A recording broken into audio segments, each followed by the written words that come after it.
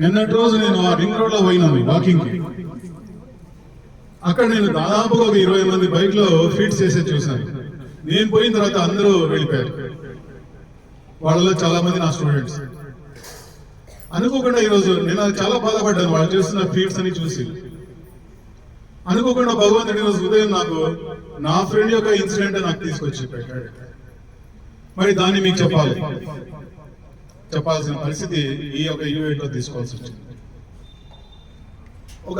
అసలు ఒక చిన్న కుటీర పరిశ్రమ పెట్టుకొని ఫినాయిల్ తయారు చేసుకొని అమ్ముకొని ఇప్పుడు తమ పిల్లల్ని ఒక స్థాయికి తీసుకుపోయే ప్రయత్నం చేస్తున్న తల్లిదండ్రుల ఆవేదన ఎంత ఉంటుందంటే మీకు అర్థం కాదు.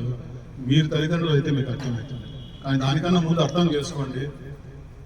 Bike raidings, triple raidings, 4 riding, నలుగురు కూర్చొని ఫీడ్స్ చేయడము, దానివల్ల ఎన్ని రకాల సమస్యలు, ఎన్ని ఫ్యామిలీస్ ఈ రోజు కదిలో అనుభవిస్తున్నాయి మాకు తెలుసు. మోహన్ నాయక్ ఆర్థోపెడిషియన్ హాస్పిటల్స్ వెళ్ళండి, ప్రతి రోజు ఒక స్టూడెంట్ ఒక బైక్ మీద నుంచి పడి వస్తున్నాడు. అంటే యూత్, ఫ్యూచర్ కు కావలసినటువంటి యూత్ వికలాంగులు అయిపోతున్నారు. దైహిక వికలాంగులు, మానసిక వికలాంగులను అయితే ఏదో చూసుకుంటారే, దైహిక వికలాంగులు అయిపోతున్నారు. ఎలా మీ ఫ్యూచర్ ని మీరు డెస్టినీని మీరు తయారు చేసుకున్నారు దయచేసి ఆలోచించండి. ఆ బైక్స్ మీద ఫీడ్స్ చేయకుండా please maintain your balance, life balance. ఇన్ని మాటలు చెప్తుంటే కోతి వైపే మన దృష్టి ఉంది, కానీ ఇక్కడ మనం చెప్తున్న దాని దృష్టి చూడండి. అంటే మీ మనసు కోతి వంటిది. కోతి మీద కాదు, కోతి లాంటి మనసును కంట్రోల్ చేసుకొని ప్రస్తుతానికి ఎలా మనం బిహేవ్ చేయాలా అని చెప్పేసి ఆలోచించాల్సిన పరిస్థితి ఉందని చెప్పడానికి మీ యొక్క బిహేవియరే, ఈ మీటింగ్ లో మీరు చూస్తున్న చూపులు దానికి ఎగ్జాంపుల్. ఇక్కడ ఒక పేరెంట్ యొక్క మనోబాధను అర్థం చేసుకోండి మీరు దయచేసి. ఇక వాళ్ళ ఆవిడని కదిలిస్తే ఇక నేను అసలు పట్టుకోలేని కూడా పట్టుకోలేదు.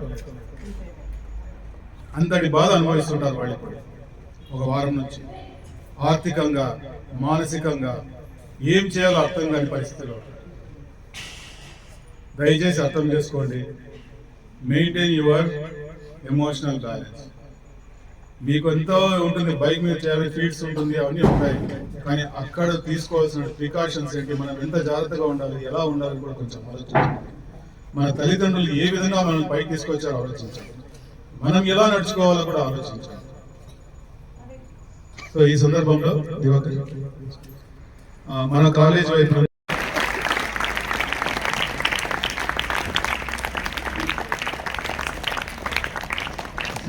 క్లాప్ కొడవలసిన పరిస్థితి లేదమ్మా. This is not a clapping situation. Just think over your self. ఒక్కసారి ఇంట్రాస్పెక్షన్ అంటారు, అంటే అంతర్మదనం. మనం ఏం చేయాలి, మనం ఎలా ఉండాలని ఒక్క ఆలోచన చేయండి. ఉన్న parent please. Okay sir.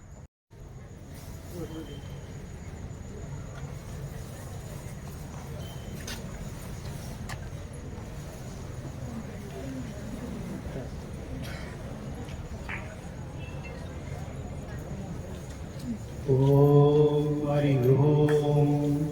Shatamanam భవతి శతాయుః పురుషస్యేంద్రియః ఆయుష్యేవేంద్రియే ప్రతిష్టతి. ఓం సహనా భవతు సహనౌ భునక్తు సహ వీర్యం కరవావహై తేజస్వినామతీతమస్తు మా విద్విషావహై. ఓం శాంతి శాంతి శాంతి.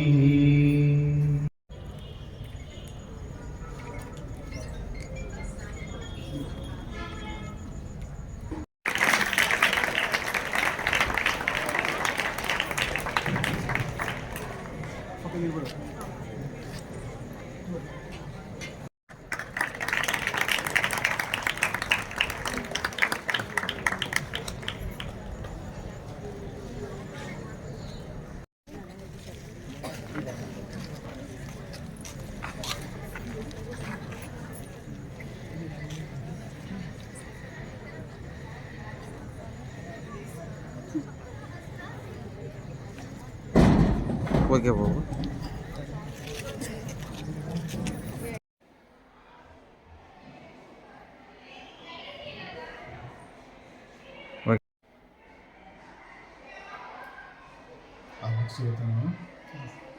ఇచ్చిన బుక్స్ చదువుతున్నాం.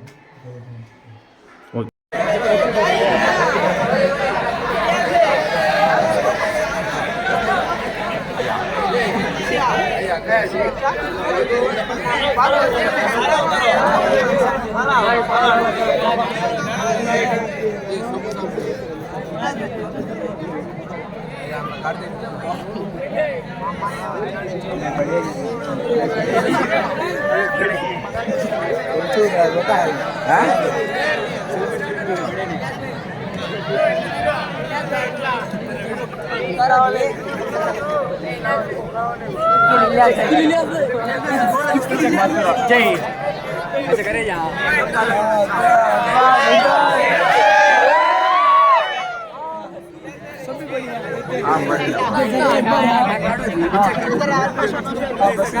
तो शादी होने वाला बच्चा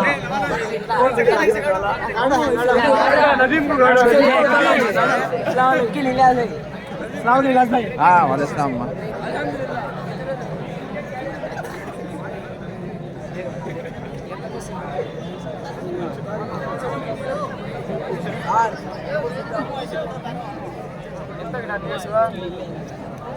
अच्छा बड़ा नहीं होता है तब से हाँ निकाले माँ